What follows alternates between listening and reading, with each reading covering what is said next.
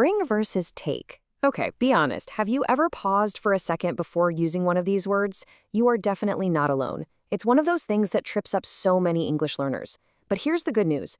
There is a really simple secret to getting it right every single time, and that's exactly what we're going to unlock today. So let's say your friend is having a party. You call them up and say, "Awesome, I'll bring some drinks." That sounds totally natural, right? Of course it does. It's because you're moving toward their house, toward the party. But what happens when we flip the direction?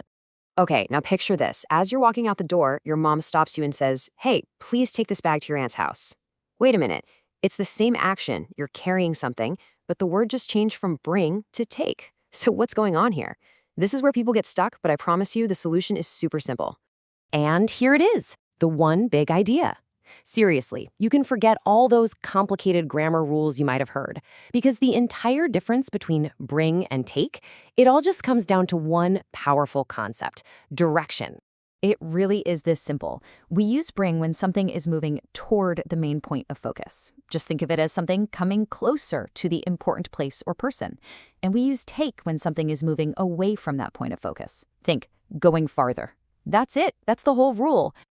So the big question is, how do we know which direction we're talking about? Well, it all depends on the point of view.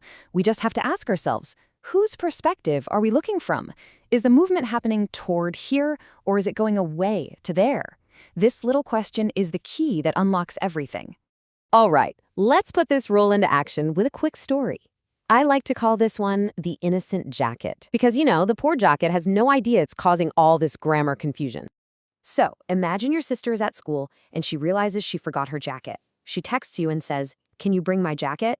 Now, from her point of view, she's at school. The jacket needs to move toward her. The school is the destination, right? So she uses bring. But now, let's switch things up.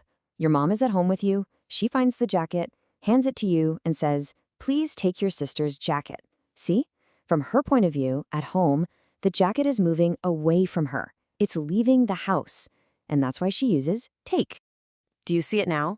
It's the same jacket, the same trip, but because the point of view changed, the word changed. The jacket itself doesn't matter. The jacket is innocent. It's all about where the speaker is mentally standing when they're talking about the action. Okay, now that you've got the main idea down, let's get really practical. I've got a couple of pro tips and a little phrase pack you can start using right away to sound even more natural. This is one of my absolute favorite tips. Just think of these words as being on teams. You've got come and bring on one team because they're both about movement toward a place, and then you've got go and take on the other team because they're about moving away. It's so helpful. If you're coming somewhere, you bring things. If you're going somewhere, you take things. Now, let's just fire off some everyday phrases. I'll bring some snacks, that's movement toward the party. Take the trash out is movement away from the house. Oh, and you also want to watch out for fixed phrases like take your time.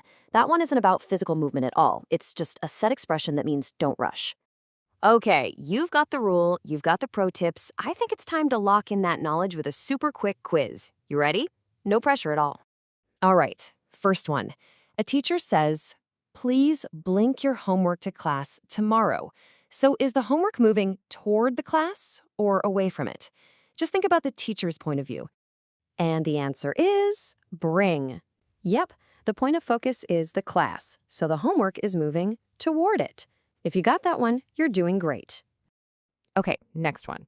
Your mom is downstairs with you. She says, "When you go upstairs, fold these towels." What word fits there? Think about where your mom is. That's right, it's take. From your mom's perspective downstairs, the towels are moving away from her. See? You're totally getting the hang of this. So how can you make sure you get this right every single time you're in a real conversation?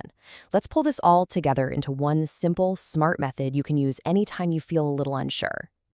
Here is your 3-step mental checklist. First, just picture the movement happening. Step 2, ask yourself that key question. Is it moving toward or away from the main spot? And finally, step 3, just double-check the point of view. Are we talking about your perspective or the other person's? If you follow these steps, you'll nail it every time. And now, to really make this stick, let's make it personal. Think about your life this week. What is one thing you will bring somewhere? Maybe you'll bring your lunch to work or bring a book to a park. Thinking of your own real-life examples is truly the fastest way to make this second nature.